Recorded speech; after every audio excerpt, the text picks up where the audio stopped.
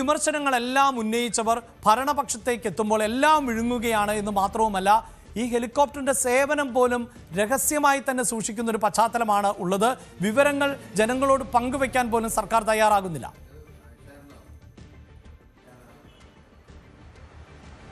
കേരളമടക്കം രാജ്യത്തെ പ്രധാനപ്പെട്ട എല്ലാ സംസ്ഥാനങ്ങളും സംസ്ഥാനങ്ങളുടെ വ്യക്തിപരമായ ആവശ്യങ്ങൾക്ക്, അതായത് ഭരണനിർവഹണത്തിൻ്റെ സുതാര്യത അല്ലെങ്കിൽ സൗകര്യം, അതോടൊപ്പം ദുരന്ത നിവാരണ പ്രവർത്തനങ്ങൾ, അവയവദാനം, അതോടൊപ്പം മാവോയിസ്റ്റ് മേഖലകളിലെ നിരീക്ഷണം തുടങ്ങിയ വിവിധ ആവശ്യങ്ങൾക്ക് വേണ്ടി ഹെലികോപ്റ്ററുകൾ ഉപയോഗിക്കുന്നുണ്ട്. അതിൽ തന്നെ മഹാരാഷ്ട്ര, ഗുജറാത്ത്, ഉത്തർപ്രദേശ്, മധ്യപ്രദേശ് തുടങ്ങിയ സംസ്ഥാനങ്ങൾക്കൊക്കെ സ്വന്തമായി തന്നെ ഹെലികോപ്റ്റർ എയർക്രാഫ്റ്റ് സേവനങ്ങളുണ്ട്.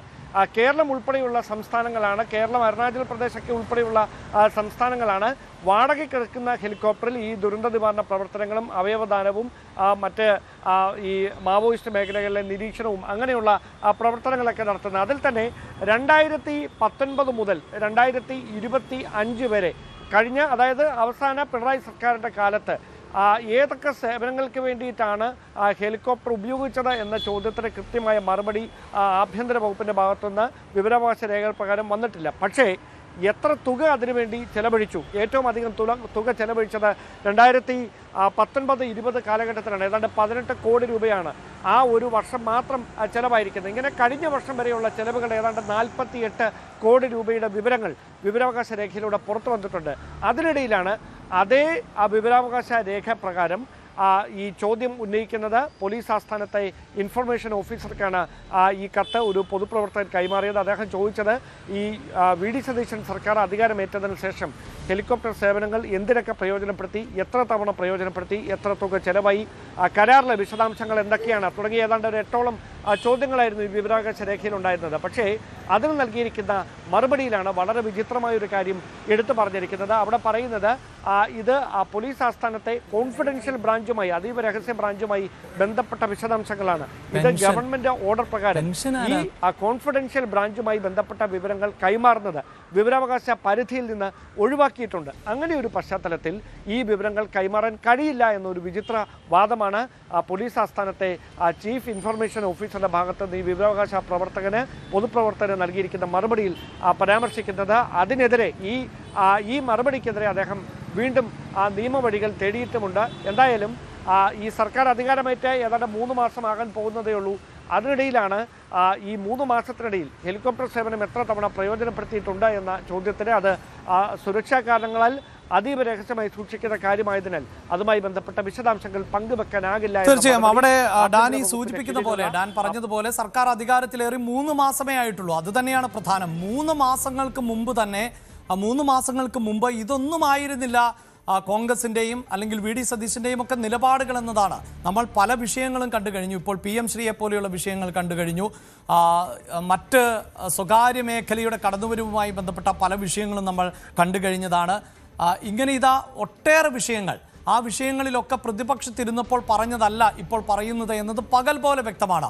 ഈ ഹെലികോപ്റ്റർ സേവനവുമായി ബന്ധപ്പെട്ടും ഇത് തന്നെയാണല്ലോ സാഹചര്യം. അപ്പോൾ പറഞ്ഞതെല്ലാം വിഴുങ്ങുന്നതിൻ്റെ കൂട്ടത്തിൽ ഈ ഹെലികോപ്റ്ററുമായി ബന്ധപ്പെട്ട വിഷയം, ഇപ്പോൾ പോലും ഏതു വ്യവസായിയെ കാണാനാണ് കൊച്ചിയിലേക്ക് പോയത് എന്നതിൽ വ്യക്തത വരുത്തിയിട്ടില്ല. അതുമാത്രമല്ല, ഈ തുക എത്ര മുടക്കുന്നു, എന്ത് സേവനമാണ് നടത്തുന്നത് എന്ന ചോദ്യങ്ങളൊക്കെ പിണറായിയുടെ കാലഘട്ടത്തിൽ അതിന് രഹസ്യ സ്വഭാവമില്ല. പക്ഷേ വി ഡി സതീശന്റെ കാലഘട്ടത്തിലേക്ക് വരുമ്പോൾ അതിന് രഹസ്യ സ്വഭാവമുണ്ട് എന്ന് കൂടി പറയുകയാണ്.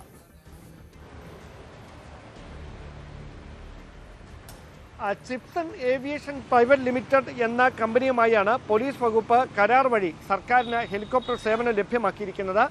പുതുക്കിയ കരാർ, അതായത് കഴിഞ്ഞ സർക്കാരിൻ്റെ അവസാന കാലത്ത് കരാർ പുതുക്കിയിരുന്നു. ആ കരാർ കാലാവധി ഈ വരുന്ന സെപ്റ്റംബർ 18 അവസാനിക്കുകയാണ്. അതിനുശേഷം ഈ ചിപ്സൺ ഏവിയേഷൻ പ്രൈവറ്റ് ലിമിറ്റഡുമായി ഇത്തരത്തിൽ ഒരു കരാർ തുടരണോ അതോ വേണ്ടയോ എന്ന കാര്യത്തിലൊക്കെ ഇനിയാണ് തീരുമാനം കൈക്കൊള്ളാനുള്ളത്. ഇതിൽ എടുത്തു പറയേണ്ടുന്ന കാര്യം, ഈ എന്ത് സേവനങ്ങൾക്കൊക്കെയാണ് ഈ ഹെലികോപ്റ്റർ ഉപയോഗിച്ചിരിക്കുന്നത്, അല്ലെങ്കിൽ എന്തൊക്കെ ആവശ്യങ്ങൾക്ക് വേണ്ടിയിട്ടാണ് പോയിട്ടുള്ളത്, അതിൽ രഹസ്യ സ്വഭാവമുള്ള കാര്യങ്ങൾ കാണും.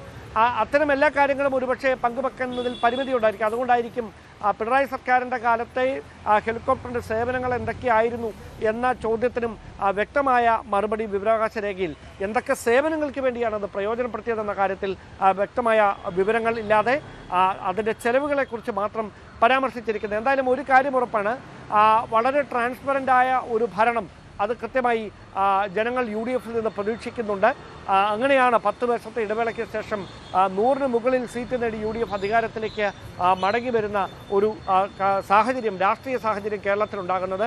അങ്ങനെ ഒരു രാഷ്ട്രീയ സാഹചര്യത്തിൽ അധികാരമേറ്റ UDF സർക്കാരിൽ നിന്ന്, VD സതീശൻ സർക്കാരിൽ നിന്ന് പൊതുജനങ്ങൾ ട്രാൻസ്പെറൻ്റായ ഒരു ഭരണമാണ് പ്രതീക്ഷിക്കുന്നത്. ഇനി ഒന്നും തന്നെ ഇല്ല എങ്കിൽ കൂടി ഇങ്ങനെ രഹസ്യമായി വെക്കാൻ തുടങ്ങിയാൽ എന്തോ ഒളിച്ചു വെക്കുന്നുണ്ട് എന്നൊരു പ്രതീതി സൃഷ്ടിക്കപ്പെടും. അങ്ങനെ ഒരു പ്രതീതി ബോധപൂർവം സൃഷ്ടിക്കുന്നത് കൊണ്ട് എന്ത് നേട്ടമാണ് എന്ന കാര്യത്തിലാണ് ഇനി വ്യക്തത വരാനുള്ളത്. ഒരുപക്ഷെ ഈ കാര്യങ്ങളിലൊക്കെ കൃത്യമായ വിവരങ്ങൾ ആഭ്യന്തര വകുപ്പിൻ്റെയോ പോലീസ് ആസ്ഥാനത്തോ ഒക്കെ കൃത്യമായി തന്നെ കാണും. കാരണം ഇങ്ങനെ ഹെലികോപ്റ്റർ പോലെയുള്ള ദുരന്ത നിവാരണ പ്രവർത്തനങ്ങൾക്ക് ഓർഗൻ ട്രാൻസ്പ്ലാന്റേഷനോ അല്ലെങ്കിൽ അത്തരത്തിലുള്ള പ്രധാനപ്പെട്ട കാര്യങ്ങൾക്ക് വേണ്ടിയിട്ടാണ് നമ്മൾ അടിയന്തര സാഹചര്യങ്ങളിൽ ഹെലികോപ്റ്ററിൻ്റെ സേവനം ഇത്രയും നാൾ പ്രയോജനപ്പെടുത്തിക്കൊണ്ടിരുന്നത്. ഇപ്പോഴും അതങ്ങനെ തന്നെയാണ്. പക്ഷേ അതുമായി ബന്ധപ്പെട്ട ഒരു വിശദാംശങ്ങളും വിവരാവകാശ പരിധിയിൽ വരുന്നതല്ല എന്ന് മറുപടി നൽകുന്നതിൽ ഒരു വ്യത്യാസം അല്ലെങ്കിൽ അവിടെ ഒരു കൗതുകമുണ്ടാകുന്നു. അതുകൊണ്ടാണ് ഇത് നമ്മളിപ്പോൾ ഈ വാർത്താ പ്രേക്ഷകരുമായി ചർച്ച ചെയ്യേണ്ട ഒരു സാഹചര്യം പോലും ഉണ്ടായത് എന്നതാണ് വാസ്തവം.